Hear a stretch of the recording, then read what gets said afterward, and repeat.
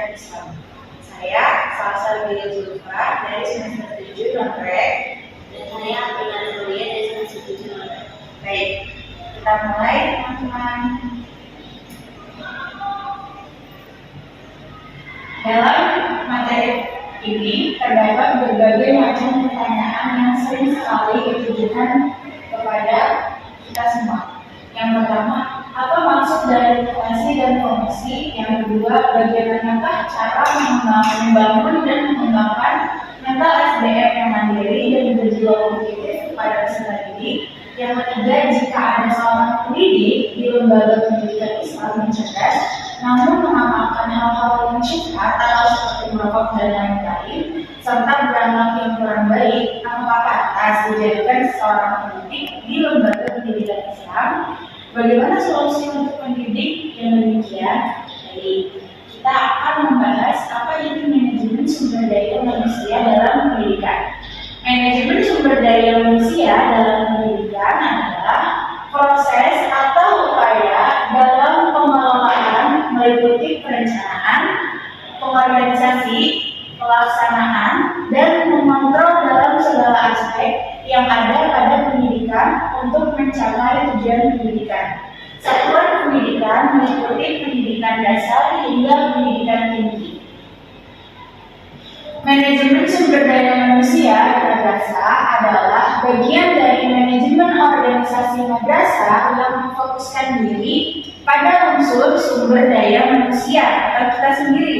Tugas dari manajemen sumber daya manusia ini yakni mengelola unsur manusia secara baik agar diperoleh pelaku-pelaku kerja yang puas akan pekerjaannya.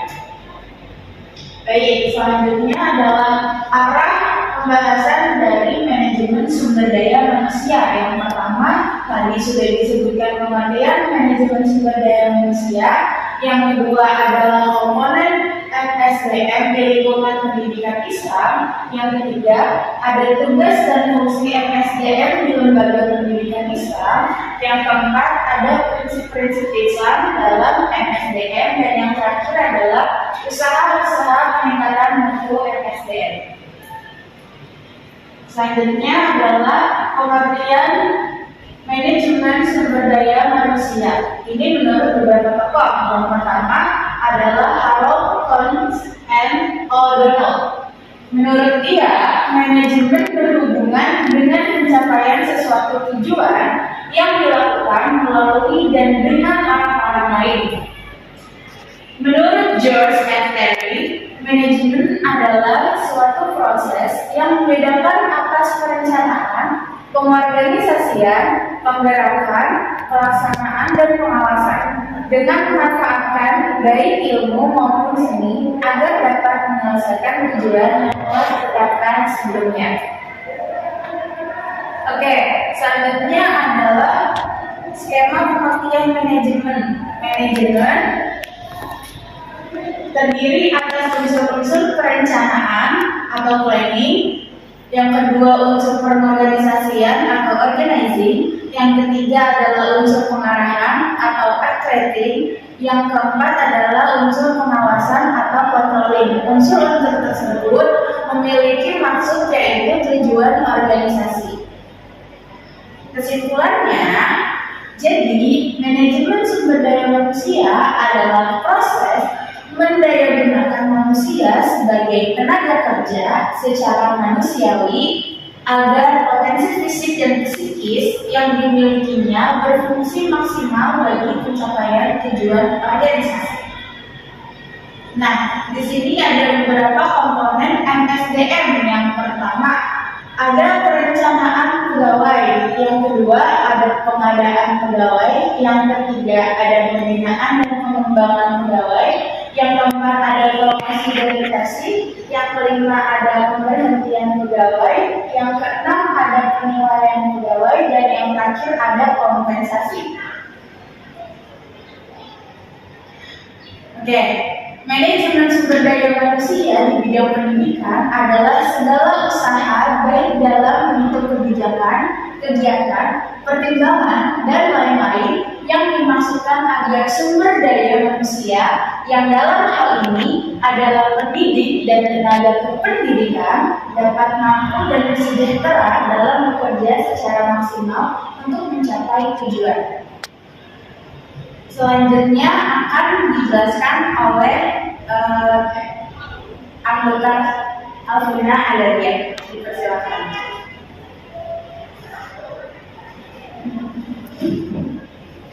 Sekarang pembahasan tentang tugas tenaga kependidikan. Yang pertama ada melaksanakan administrasi, yang kedua pengelolaan, yang ketiga pengembangan, yang keempat pengawasan dan pelayanan teknis untuk menunjang proses pendidikan pada satuan pendidikan, yang kelima menilai hasil pembelajaran, yang keenam melakukan pembimbingan dan pelatihan, yang ketujuh melakukan penelitian dan pengabdian kepada masyarakat, terutama bagi pendidik pada perguruan tinggi. Prinsip-prinsip Islam dalam manajemen sumber daya manusia atau MSDM. Yang pertama, memikirkan masa depan. Di sini ada ayat Quran surah Al-Hasyr ayat 18 yang artinya, hai orang-orang yang beriman, bertakwalah kepada Allah dan hendaklah setiap diri memperhatikan apa yang telah diperbuatnya untuk hari esok atau akhirat, dan bertakwalah kepada Allah, sesungguhnya Allah Maha mengetahui apa yang telah dikerjakan. Yang kedua, memberikan amanah kepada yang memiliki kompetensi dalam menjalankan amanah tersebut. Ini dari hadis riwayat Bukhari. An Abi Hurairah radhiyallahu anhu qala Rasulullah sallallahu alaihi wasallam, "Idza du'i'atil amanatu fantaziri sa'an." Qala kaifa yu'atuha ya Rasulullah? Qala idza usnidal amru ila ghairi ahlihi fantaziri sa'an. Dari Abu Hurairah, ia berkata, telah bersabda Rasulullah sallallahu alaihi wasallam, apabila amanah telah diabaikan, maka tunggulah hari kiamat akan segera datang. Ia menjawab, bagaimana kamu mengabaikannya itu ya Rasulullah? Beliau menjawab, apabila diberikan suatu perkara kepada yang bukan ahlinya, maka tunggulah hari kiamat atau akan segera tiba. Yang ketiga, memberikan upah kepada yang berhak sebelum memberi keringatnya. Hadatsana Abbas bin Walid